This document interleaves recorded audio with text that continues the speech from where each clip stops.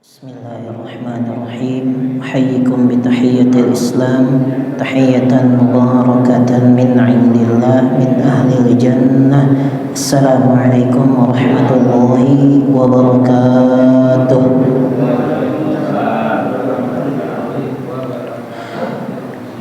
Innal hamdalillah nahmaduhu wa nasta'inuhu wa nastahdihi wa na'udzu billahi min sururi anfusina wa min sayyiati a'malina. Man yahdihillahu fala mudilla lahu wa man yudlil fala hadiyalah. Asyhadu an la ilaha illallah wa asyhadu anna sayyidana wa maulana Muhammadan abduhu wa rasuluh alladzi la nabiyya ba'dah. Wa qala Allah ta'ala fi kitabihil karim wa huwa asdaqul qailin. A'udzu billahi minasy syaithanir rajim. Bismillahirrahmanirrahim. ولا تصعر خدك للناس ولا تمشي في الأرض مرحا. الآية.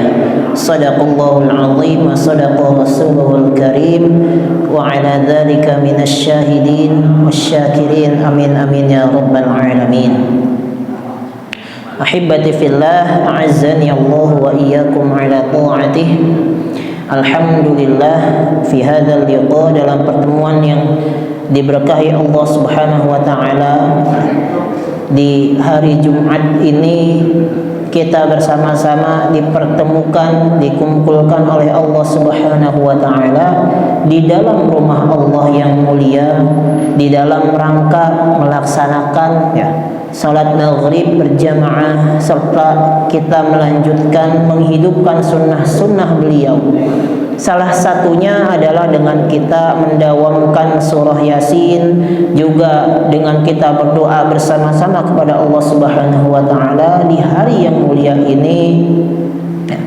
Dan kemudian kita akan melanjutkannya dengan salat Isya berjamaah yang semoga dengan runtutan agenda kita di hari Jumat ini, Allah Subhanahu wa taala membenarkan rasa syukur kita, membenarkan aktivitas kita, menilai aktivitas kita sebagai bentuk rasa syukur kepada Allah Subhanahu wa taala atas segala nikmat dan karunia yang Allah berikan kepada kita semua.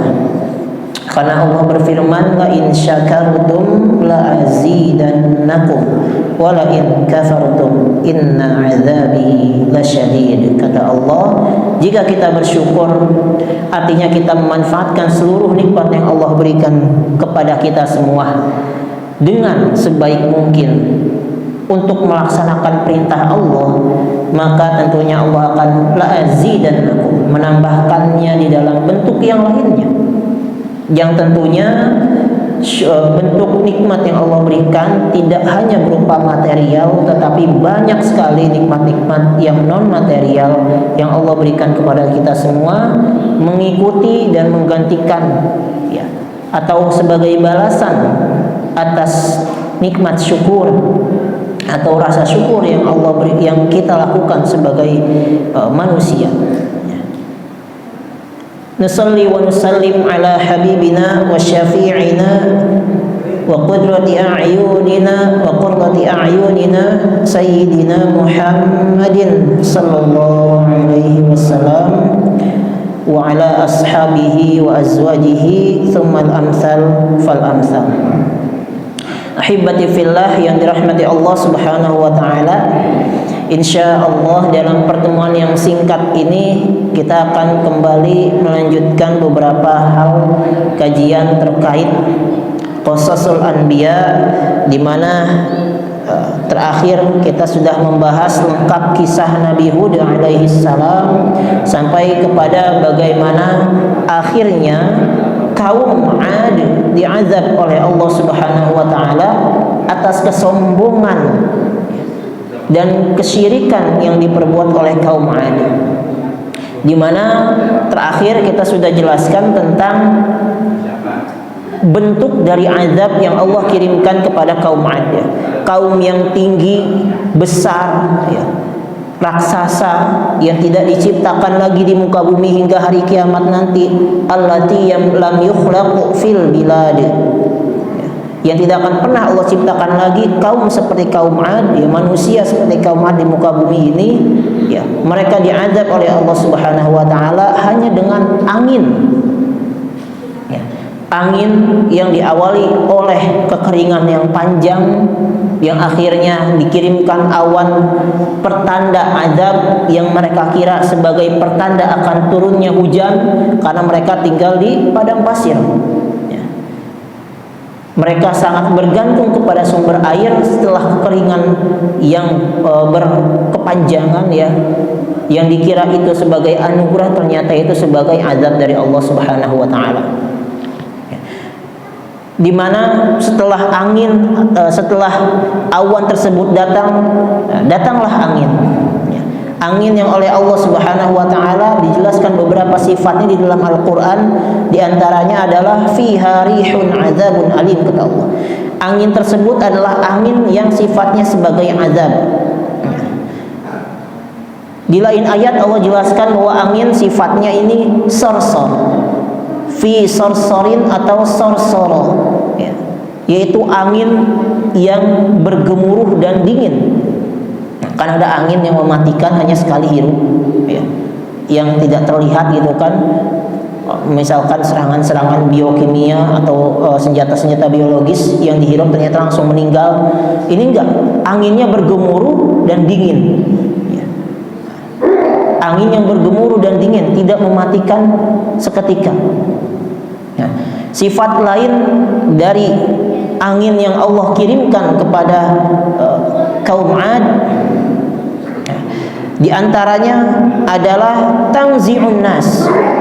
Angin tersebut menarik-narik, ya, atau mengambil setiap orang dari kaum Ad yang tinggi kekar besar dari rumah-rumahnya yang mewah, ya, yang kuat tahan badai, ya, diambil, ya, oleh angin tersebut, ya. Tetapi rumah mereka tidak ada yang hancur sedikit pun, ya, makanya kata Allah, ya, tidak ada yang tersisa illa masakinuhum, kecuali rumah-rumah mereka. Itulah luar biasanya azab yang dikirimkan oleh Allah. Angin yang besar tetapi tidak merusak satu rumah pun dari kaum Ad. Hanya manusianya saja yang diambil dan diangkat oleh Allah Subhanahu wa taala melalui angin yang besar tersebut, ya. Dan angin ini terjadi atau bencana azab ini, ya, kata Allah, ya, dengan dalam beberapa suratnya Allah jelaskan fi ayyamin nahisatin, di hari-hari yang naas, ya, hari-hari yang naas, fi yaumi nahsin atau hari yang nahas, ya. Berapa hari-hari tersebut Allah jelaskan, ya, dalam satu surat, ya, di mana hari tersebut terjadi, ya, dalam surat Al-Haqqah Allah jelaskan selama 7 hari, ya, selama 7 hari 8 malam, ya. Di mana Allah jelaskan wa amma 'adun fa uhliku bit-taghiyah, dan adapun kaum Ad fa uhliku maka kami binasakan mereka bit-taghiyah karena, ya, perilaku ingkar mereka, ya. Fa ahlaku birihin sarsarin wa amma 'adun fa ahlaku birihin sarsarin 'atiyah. Mereka, ya, dibinasakan dengan dengan angin sarsarin 'atiyah. Berapa lama? Sakharaha 'alaihim sab'a layalin wa thamaniyata ayyam. Kata Allah, mereka ditimpakan angin itu selama sab'a layalin, 7 malam 8 hari, 7 malam 8 hari, sab'a layalin wa thamaniyata ayyam, 7 hari, 7 malam 8 hari. Angin yang besar itu terjadi selama 8 hari, 1 minggu full, lebih berarti 1 minggu, ya. Maka apa yang terjadi kepada kaum Ad, ya, husuman fatarul qawma fiha sar'a ka'annahum a'jazu nakhlin khawiyah. Maka kata Allah Subhanahu wa taala, maka kamu melihat kaum 'Ad pada waktu itu mati bergelimpangan, ya. Ka'annahum a'jazu nakhlin khawiyah. Mereka, ya, seperti pohon kurma yang telah lapuk bagian dalamnya. Artinya apa? Hanya sisa batang tubuhnya saja yang tidak ada isinya sama sekali. Seperti pohon kurma yang isinya udah kosong, nggak ada. Cuma tinggal kulit-kulitnya dong, udah lapuk. Bahkan kata Allah di ayat yang lainnya, Allah jelaskan, inna arsalna alaihim riha sarsaran fi yaumi nahsim mustamir tanzi'un nas ka'annahum a'jazu nakhlim munqa'ir. Kata Allah, seakan-akan mereka itu pohon kurma, ya, yang tumbang dengan akar-akarnya. Artinya mereka dikembalikan ke bumi setelah ditarik oleh angin, ya, tertanam di tanah seperti pohon kurma, ya, yang sudah lapuk. Luar biasa azab yang diberikan oleh Allah Subhanahu wa taala kepada kaum 'Ad. Kaum yang luar biasa nikmatnya, ya, diberikan oleh Allah, tapi mereka, ya, malah sombong terhadap kenikmatan yang diberikan tersebut, ya. Nikmat kekuatan, nikmat keadidayaan, ya, nikmat dari rumah-rumah yang mewah, mereka semua abaikan. Mereka berlaku sombong, ya, di hadapan Allah Subhanahu wa taala terhadap Nabi Hud alaihi salam. Ahibati fillah, azani Allah wa iyyakum ala ta'atih. Maka salah satu ibrah yang bisa kita petik dari kisah kaum 'Ad adalah tentang kesombongan. Di mana di awal kita telah sampaikan bahwa ada dua kenikmatan besar yang Allah berikan kepada kaum 'Ad, yaitu fisik yang kuat dan teknologi untuk membangun bangunan yang megah di tengah padang pasir, ya, sebagai penguasa padang pasir. Nah, dengan kenikmatan itu mereka sombong. Dengan kenikmatan yang Allah berikan seharusnya mereka bersyukur, malah mereka sombong. Dan kesombongan ini, ahibati fillah, adalah salah satu sifat, ya, dan sikap yang sangat-sangat diharamkan oleh Allah Subhanahu wa taala, ya, dalam Al-Qur'an. Sebagaimana yang Allah sampaikan, ya, dalam salah satu ayatnya yang telah kita bacakan di awal di dalam surat Luqman, ya, di mana Allah berfirman, wala tus'ir khaddaka linnas, jangan kau malingkan wajahmu dari manusia, wala tamshi fil ardi marha, janganlah engkau berjalan atau hidup di muka bumi ini dengan kesombongan. Innallaha la yuhibbu kulla mukhtalin fakhur, sungguhnya Allah tidak menyukai orang-orang yang sombong lagi membanggakan diri. Nah, ahibati fillah rahimakumullah. Nah, sombong adalah salah satu sifat daripada orang-orang yang akan Allah pastikan mereka masuk ke dalam neraka. Sebagaimana juga diriwayatkan oleh salah satu hadis, ya, yang diriwayatkan juga dalam Sahih Bukhari dan juga terdapat dalam Sahih Muslim, di mana Rasulullah SAW bersabda, ala ukhbirukum bi ahlin nar, kata Rasul, tidakkah engkau ingin aku beritahu terhadap ahli neraka, ahli nar? Siapa itu? Qalu bala, kata para sahabat, iya Rasulullah. Siapa sih emang para ahli neraka yang bahkan dijanjikan oleh Rasulullah SAW mereka adalah pasti penghuni neraka? Yaitu qala kullu utullin jawadin mustakbirin, ya. Maka siapakah mereka? Mereka adalah orang-orang yang keras lagi kasar, orang-orang yang tamak, dan orang-orang yang sombong. Ahibati fillah, azani Allah wa iyyakum ala ta'atih. Sifat kesombongan inilah di dalam Islam menjadi sifat yang sangat-sangat dilarang dalam Islam. Bahkan Rasulullah SAW, ya, dalam hadis qudsinya, ya, pernah menyampaikan, ya, bahwa sombong ini adalah sifat yang hanya boleh dimiliki oleh Allah Subhanahu wa taala. Sombong tidak boleh dimiliki oleh makhluk, ya.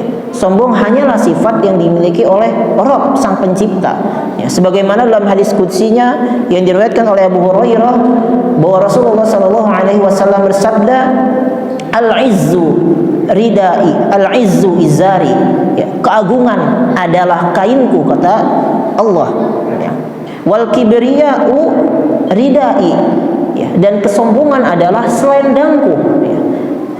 Maka dilanjutkan oleh Allah dalam hadis qudsinya, faman naza'ani bisyai'in minhuma, barang siapa yang menandingiku dalam keagungan dan kesombongan, azabtuhu, kata Allah, aku akan mengazab mereka, akan aku azab dia. Ahibati fillah, azzani Allah wa iyyakum ala ta'atih. Sombong adalah sifat yang hanya boleh dimiliki oleh Allah Subhanahu wa taala. Ya. Makhluk sama sekali tidak berhak, bukan tidak boleh tapi tidak berhak untuk mempunyai sedikit pun sifat kesombongan. Ya. Dan sombong adalah, ya, dosa pertama yang dilakukan oleh makhluk terhadap Rabb-nya, yaitu dosa yang dilakukan oleh iblis pertama kali menolak perintah Allah Subhanahu wa taala untuk sujud kepada Nabi Adam. Sebagaimana Allah firmankan dalam surat Al-Baqarah, ya Allah berfirman, wa idz qulna lil malaikati isjudu li adama fasajadu illa iblis, kata Allah, mereka semua bersujud kecuali iblis. Kenapa mereka tidak mau bersujud? Aba wastakbar, mereka ingkar dan istikbar, atau mereka sombong. Wa kana minal kafirin, dan mereka termasuk orang-orang yang ingkar. Kenapa iblis bisa sombong, dan kenapa iblis dianggap sombong oleh Allah Subhanahu wa taala, dikategorikan sebagai makhluk yang sombong? Ya, karena dalam ayat lain, dalam surat Al-Anfal, dalam surat Al-A'raf, Allah jelaskan kenapa iblis sombong. Ya, karena dijelaskan di sana, khalaqtani min nari wa khalaqtahu min tin. Atau dalam ayat lain Allah juga jelaskan, ya, asjudu, ya, liman khalaqta tina, bagaimana aku akan sujud terhadap makhluk yang kau buat dari tanah yang hina, ya. Sedangkan aku, kata iblis, diciptakan dari api. Itulah kesombongan yang dilakukan oleh iblis, sehingga akhirnya iblis dikeluarkan dari surga dan dilaknat oleh Allah sehingga hari akhir nanti. Ahibati fillah, azzani Allah wa iyyakum ala ta'atih. Namun permasalahannya, ya, di Indonesia, di kita ini menganggap sombong adalah hal yang kadang-kadang aneh kita dengarnya. Orang menasehati dibilang sombong, ya. Orang sedang mengejar karir kesuksesannya dibilang sombong di Indonesia. Orang sedang berusaha bersodakoh, ya, lebih banyak dengan harta yang dimilikinya dibilang sombong di Indonesia. Orang belajar giat untuk bisa mengamalkan ilmunya, mengabdi kepada bangsa dan agama dibilang sombong. Orang berusaha meraih, ya, posisi yang tinggi agar bisa bermanfaat bagi umat di sekitarnya, misalkan, ya, dibilang sombong. Nah, lalu sebenarnya apa itu sombong sebenarnya? Nah, sombong, ya, seperti yang disampaikan oleh Rasulullah SAW dalam satu hadisnya, dalam salah satu hadisnya yang diriwayatkan oleh Muslim, ya, dalam hadis nomor 91, di mana Rasul bersabda, la yadkhulul jannata man kana fi qalbihi misqalu dzarrah min kibrin. Ya, tidak akan pernah masuk surga, la yadkhulul jannah, orang-orang yang di dalam hatinya ada sekecil biji zarrah. Zarrah itu bukan atom, ya, mungkin benda terkecil lah diistilahkannya, ya. Kalau dalam istilah bahasa Arab, kalau diartikan itu sebesar biji zarrah atau sebesar atom, ya, diartikannya. Ya, intinya adalah benda yang paling kecil di muka bumi ini. Ya. Jika ada, ya, di hati kita sebesar itu sifat kesombongan, maka tidak akan pernah masuk surga. Maka ada sahabat yang bertanya, ya, qala rajulun, ya, wahai Rasul, ada nih seorang laki-laki, ya, innar rajula yuhibbu ayyakuna thawbuhu hasanan wa na'luhu hasanatan. Ada seorang laki-laki, ya kata sahabat, ini dia kok pakaiannya rapih mulu, bagus mulu kalau keluar, sendalnya juga rapi, orangnya rapi, tidak compang-camping. Ya, ya. Apakah orang yang seperti itu termasuk sombong? Qala innallaha jamilun yuhibbul jamal. Yuhibbul jamal.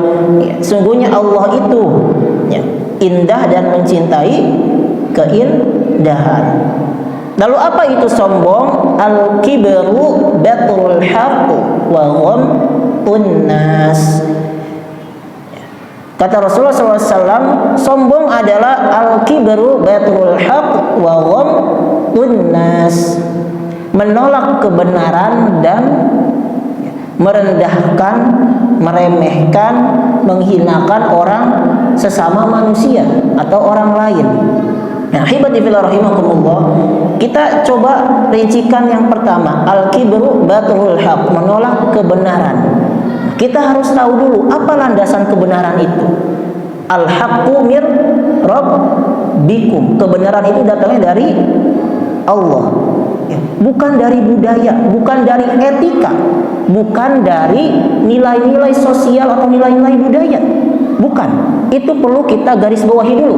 Sombong tidak berdasarkan nilai budaya satu tempat, nilai etika, nilai sosial, enggak. Nilai norma budaya negara tertentu, enggak. Sombong itu berdasarkan kebenaran. Al-haqqu mir rabbikum, kebenaran itu datangnya dari Rabb kalian. Apa itu kebenaran yang datang dari Rabb kita? Yaitu Al-Quran dan Sunnah Rasul. Maka seseorang dianggap menolak kebenaran adalah ketika diingatkan pada sesuatu yang benar, ya, kebenaran yang datangnya dari Allah, mereka mengingkarinya. Ya, gitu. Orang disuruh sholat, ngapain sholat? Enggak sholat aja udah kaya, kan gitu ya. Itu baru termasuk kategori yang sombong. Ya.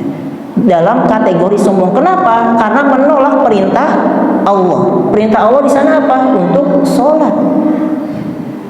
Berbeda dengan orang yang mengingatkan sholat. Orang mengingatkan, ayo yuk kita ke masjid. Sombong lu, sok suci.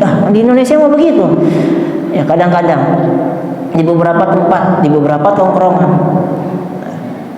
Nah, hibati fillah, maka perlu kita garis bawahi tentang al-haq ini apa, sehingga kita tidak bisa menerjemahkan kesombongan itu berdasarkan pandangan pribadi, pandangan etika, sosial, norma budaya.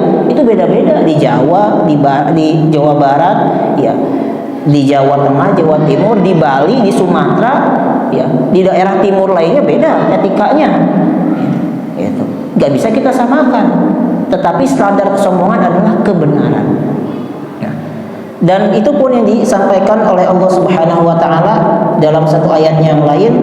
Sebelum kita tutup, innalladzina yujadiluna fi ayatillahi bighairi sultanin atahum in fi sudurihim illa kibrun ma hum bibalighi fasta'idz billah innahu huwas samiul alim. Kata Allah, innalladzina yujadiluna fi ayatillah, sungguhnya orang-orang yang berdebat terhadap ayat-ayat Allah bighairi sultanin atahum, tanpa mereka diberikan kekuasaan atau diberikan ya hak untuk melakukan tersebut, in fi sudurihim illa kibrun. Salah satu bentuk kesombongan adalah bertentangan, menolak ayat-ayat Allah. Justru ketika ada yang dinasihati, diberikan masukan, diberikan pandangan yang baru, mereka menolak ya, tanpa melihat pandangan tersebut benar atau salah. Dan padahal pandangan itu benar ditolak dengan mentah-mentah, justru mungkin di hatinya sedang ada sifat kesombongan. In fi sudurihim illa kibrun, kata Allah. Dan itu yang perlu kita hati-hati. Maka kita perluas standar kita tentang kebenaran itu apa. Ahibati fil azan yang bahwa yakum mati. Mungkin inilah yang dapat disampaikan pada kesempatan yang singkat ini. Semoga dapat bermanfaat untuk diri al-faqir pribadi dan semoga bermanfaat untuk yang hadir dan mendengarkan. Iktafaitu kalami huna, atlubul afwa minkum. Assalamualaikum warahmatullahi wabarakatuh.